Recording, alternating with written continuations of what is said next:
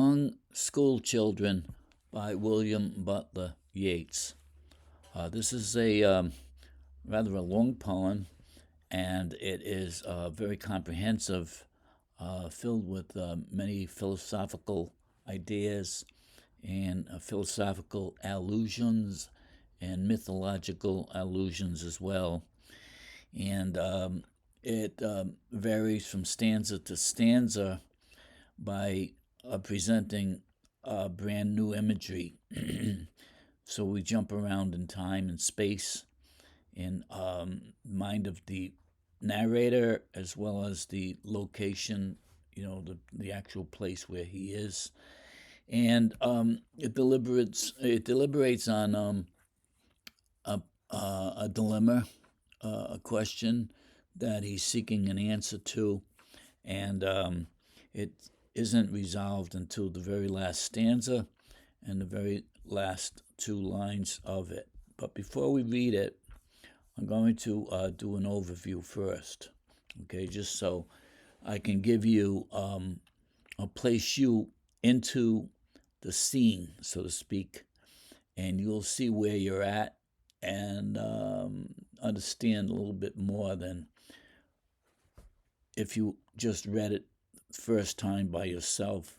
So I like to kind of like set up the stage for you so that hopefully the meaning will come through better. Okay, so the narrator, or the poet in this case, both, is William Butler Yeats. Okay, and he was a very famous poet, died in 1939, Irish poet, and he wrote different kinds of poetry, mostly toward the end of his life, and he considered the idea, the concept of aging and beauty and the meaning of life. So all of those things come up. So it's a complicated poem. So let me just walk through the overview first. The poet in this, the voice in the poem, he's 61 years old. He's a senator in the Irish government, and he's inspecting in an elementary school as the poem opens in 1926 as a member of the government committee inspecting Irish education. He's accompanied by an Irish nun wearing a hood as part of her habit. Through a series of contrasting or opposite images, Yeats takes the reader on a journey through his psyche in shifting images of time, past, present, future, and relying on many allusions to Greek mythology, Greek philosophers, and uses a series of conceits, which are external metaphors comparing dissimilar things. One especial literary allusion, which plays a dominant part in the story, is that of Leda and the Swan.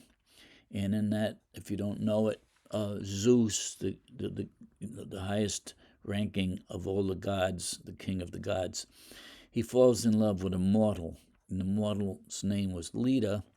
So Zeus changes his appearance, and in the guise of a swan, he seduces Leda, and their offspring turns out to be Helen of Troy, the fairest maiden in the world, and then that leads on to the story of the Aeneid, the Iliad, the Odyssey, and the Aeneid, and all of that as a result of that one act of his raping the young Leda. Okay, so that comes into the story as well. The poem is a philosophical poem in which Yeats confronts the dilemma of his old age. 60 was considered old at the time of this writing, and the inevitable loss of beauty with age, and the meaning of life itself. Three philosophers will be mentioned in the poem: Plato, Aristotle, and Pythagoras. Yeats finds himself ruminating on the thoughts of a 60-year-old man standing among a group of children in their classroom, wondering about the meaning of his life.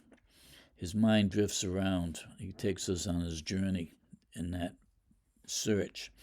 He feels himself to be an exhibit standing there before the children. They're 4 to 9 years old, and they're looking at this 61-year-old man, and he knows what they're thinking. In other words, he understands that they see him as a stranger in their classroom.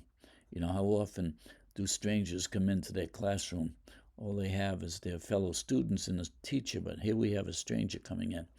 So while we, the reader, share his thoughts through each of these stanzas. So that's what's going to be happening in the poem. One of the myths of Plato's world of creation was that originally everybody was embedded within a sphere containing two halves, and each of us was one half of that sphere. Someone else was the other half, okay? And the other half could be a person of either sex. So you could be a male and it could be a female other half, or it could be another male.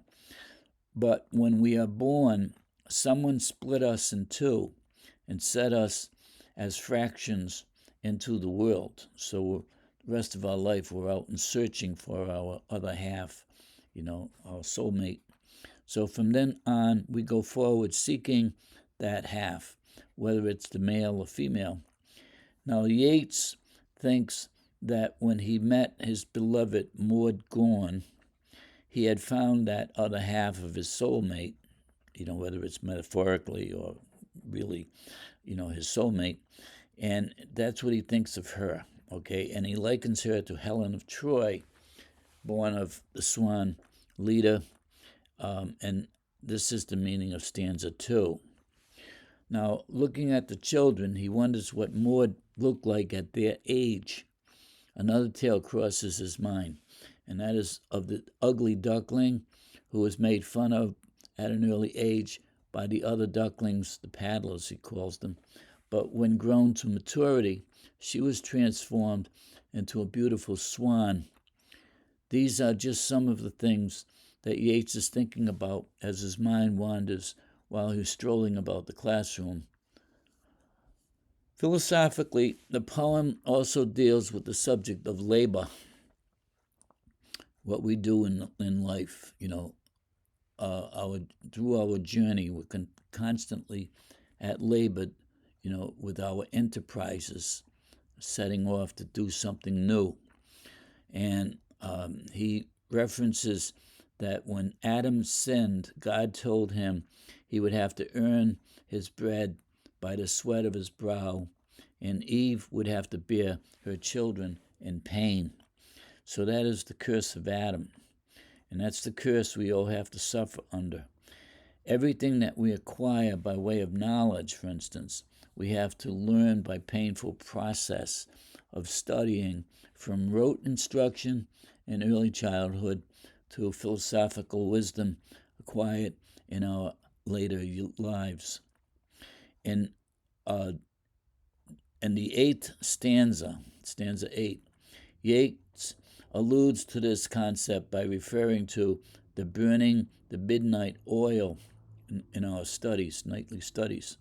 Our bodies bruised in the process. We wake up in the morning and we look groggy, and the labor that we undergo has an effect on what we look like, okay?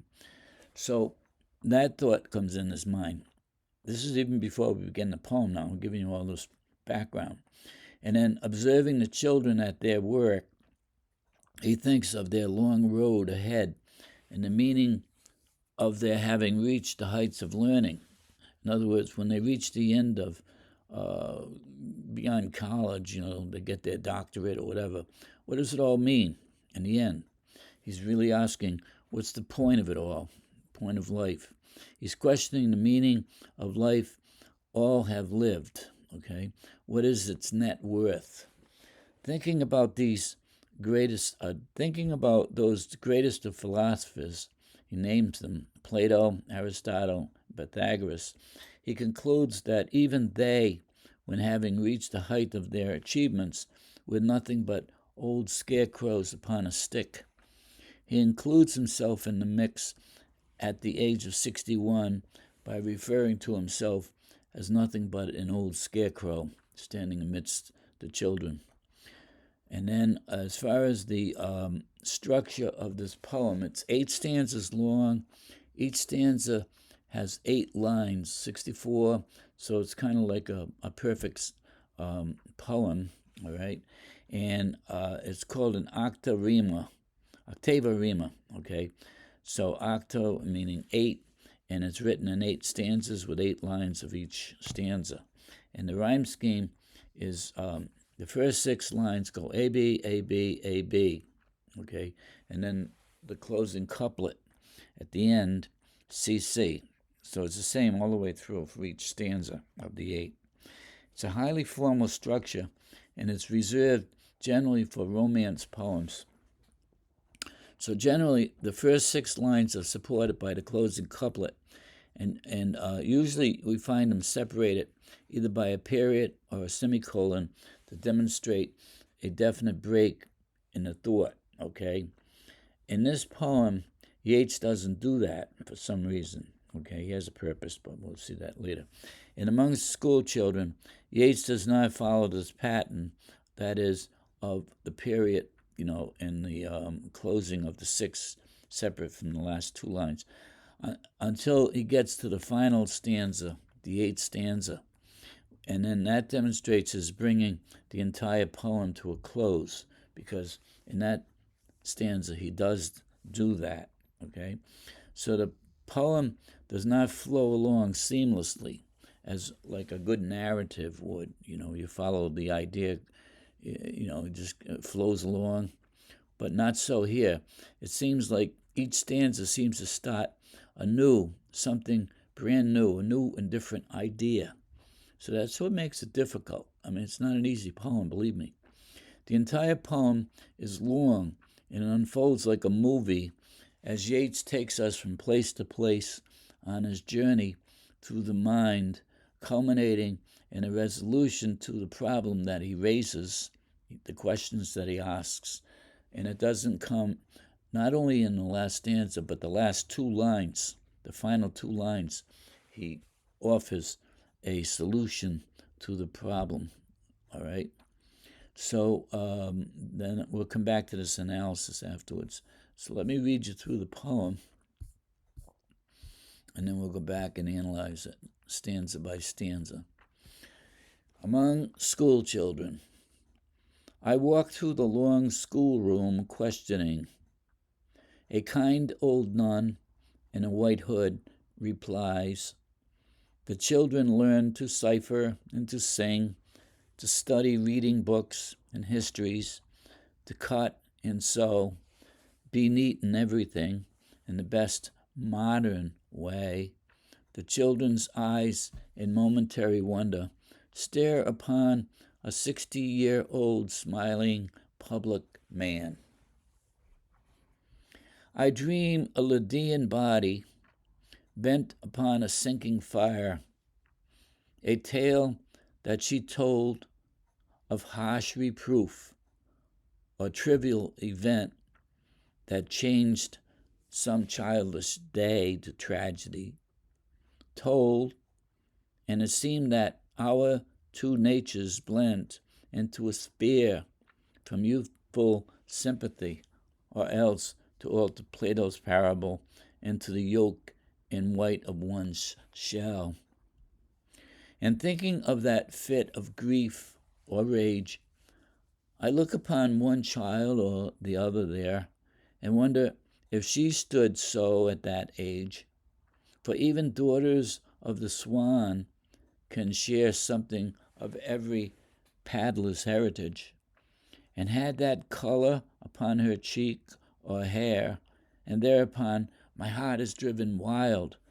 She stands before me as a living child. Her present image floats into the mind. Present. The quattro cinco finger fashion it, hollow of cheek as though it drank the wind and took a mess of shadows for its meat. And I, though never of Lydian kind, had pretty plumage once myself. Enough of that. Better to smile on all that smile and show there's a comfortable kind of old scarecrow. What a youthful mother, a shape upon her lap, honey of generation had betrayed, and that must sleep, shriek, struggle to escape, as recollection or drugged aside would think her son, did she but see that shape with 60 or more winters upon his head, a compensation for the pang of his birth, or the uncertainty of his setting forth. Plato thought nature but a spume that plays upon the ghostly paradigm of things. Soldier Aristotle played the tours upon the bottom of a king of kings. World-famous golden-thighed Pythagoras fingered upon a fiddlestick of strings. What a star sang and careless muses heard. Old clothes upon old sticks to scare a bird. Both nuns and mothers worship images, but those the candles light are not as those that animate a mother's reveries, but keep a marble or a bronze repose, and yet they too break hearts. Oh, presences that passion, piety, or affection knows, and that all heavenly glories symbolize. O self-born mockers of man's enterprise. Labor is blossoming or dancing where the body is not bruised to pleasure's soul, nor beauty born out of its own despair, nor blear-eyed wisdom out of midnight oil. O chestnut tree, great-rooted blossomer, are you the leaf, the blossom, or the bowl? O body swayed to music, O brightening glance, how can we know the dancer from the dance? Okay, so I told you it's difficult. The first stanza is probably the easiest, right? No question about what's going on here. It's a modern school, okay? That's word was in their modern way, right? So it's like a Montessori school in 1939. And the nun is proud to be able to show this to this man, the school to this senator who's inspecting the schools of Ireland. So he tells us that he walks amidst the children with the nun on his side like a guide, and she's wearing a hood, and that's part of her habit, as a nun. And we learn about the children, and their eyes are upon him in momentary wonder, as I said, a stranger in their classroom. And then he leaves that, and his mind wanders.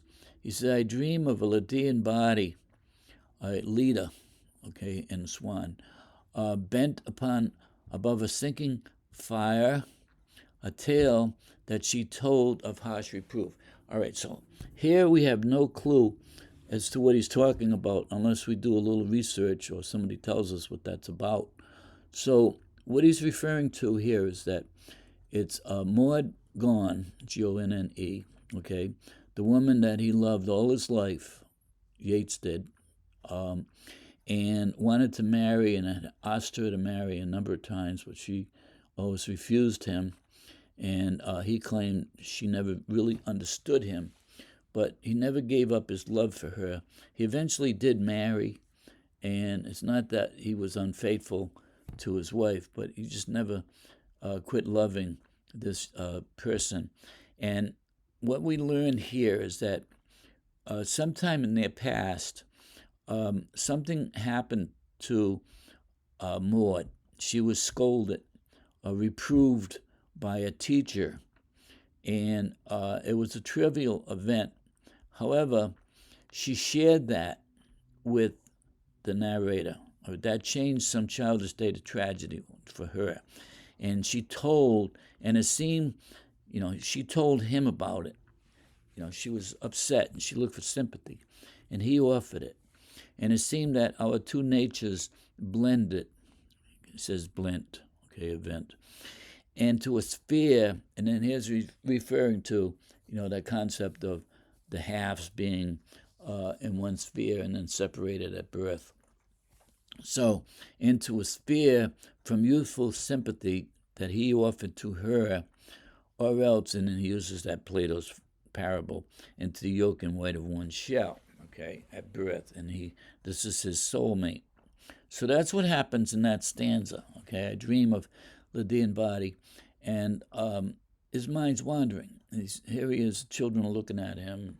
They don't know what he's thinking about, but he's sharing that with us. And then moving on, he says, and thinking of that fit of grief that the child experienced, I look upon one child or the other, and he begins to wonder what she might have looked like at that age, and if any of these children here would resemble Maud, and wonder if she stood so at that age, like them, shared their complexion, shared the color of their hair. And then he says, for even the daughters of the swan can share something of every paddler's heritage. Like, the parable I told, the story about, the ugly duckling paddling along with the other. He was really a swan, but he was paddling with the ducks, and they made fun of him because he was ugly, and grew up to be a swan, though. Okay, so he wonders whether these children here might be the same image of Maud, and had the same color upon her cheek or hair, and thereupon my heart is driven wild, because he envisions Maud Vaughn standing here in the classroom before him. And her present image floats into the mind. And then, now here he's talking now, not when she was a child. Her present image floats into my mind now, because he knows what she looks like. I mean, it's not that he hasn't seen her. He has. In fact, he continued to mail poems to her. And then here he's talking about the 15th century, but in Italians, they call it, Quattrocenco, the 14th. Someone writing in the 1400s, somebody painting, an artistic painting or a portrait. So did this 1400 artist finger fashion it like her present visage, her present look. And what is it? Hollow of cheek, as though it drank the wind. Okay, she didn't drink enough, nutrients, and took a mess of shadows for its meat. So she was thin and gaunt looking. Okay, and I, though never of Lydian kind myself, I once too had pretty plumage. Okay, almost like the birds had plumage. So he's talking about his own looks. He had a good head of hair, and then he shucks that off. He says, enough of that, okay? So don't forget, this is the line, starts here.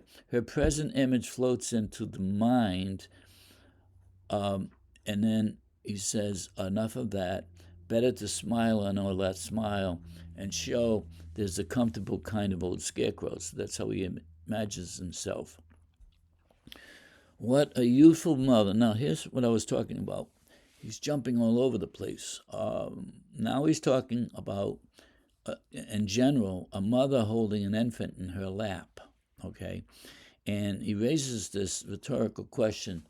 I wonder what the mother would think of the baby had she been able to see the child with 60 years upon his head, and look at him then, and would she think it was worth giving birth to this child, going through the pang of his birth, to see this result? That's what that comes up. What a youthful mother, a shape upon her lap, honey of generation that betrayed, and that must sleep, shriek, struggle to escape, as recollection of a drug, decide what would think her son, did she but see that shape with 60 or more winters upon his head, a compensation for the pang of his birth, or the uncertainty of its setting forth. All right, so there's a lot there I didn't talk about. The honey of generation, sexual urge, okay, to procreate, to give birth, so had betrayed, okay. So what youthful mother, a shape upon her lap, that was betrayed by the urge of sex, honey of generation, and that must sleep. Now, the child, here he's referring to Wordsworth's ode to intimations of immortality, okay, in which, in that poem, he says that we are born into this world from heaven. We leave heaven behind us, okay? And as we grow away from our infancy, we struggle to escape from that beautiful world that we left. And we drink a potion of forgetfulness as recollection or a drug, as he's talking about here, to make us forget, to sleep. Like 90% of the child's life, it's sleeping in infancy, right? So that's what it's doing. It's sleeping to forget that it left that beautiful world behind, and then shrieks and cries and struggles to escape. Could be to escape from this world too, to go back to the other world, So that's what the image is in that poem. So it's referring to Wordsworth's idea found in that ode. And then he brings up these three philosophers.